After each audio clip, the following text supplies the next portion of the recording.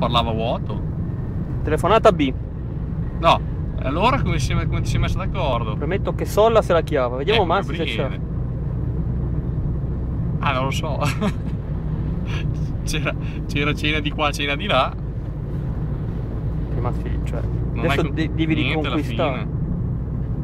Wow, anche te.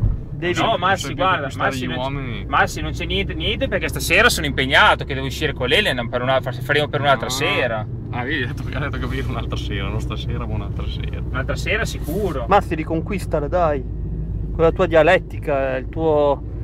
Ah, quindi alla fine charme. Non esce. No, ci troviamo al baluardo. Bella.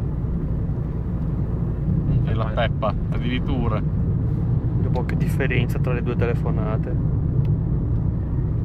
Cos'è che riesci a fare?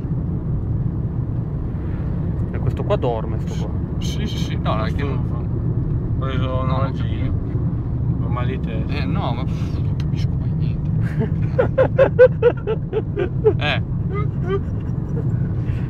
Ah, beh, sì, almeno quello lì, sì. Beh, vabbè, dai, ci vedremo al baluardo allora.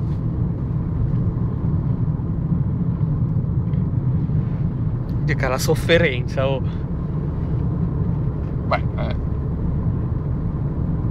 vuoi che ti porti la pizza a casa? E dai, è vecchia ormai questa. Vuoi che te la porti a casa la pizza? Pollice su.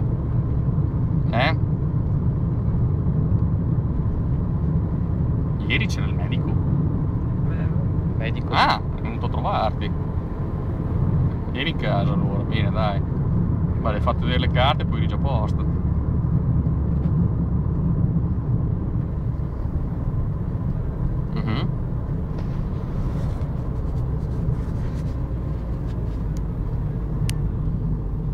Oh, quindi per professionisti.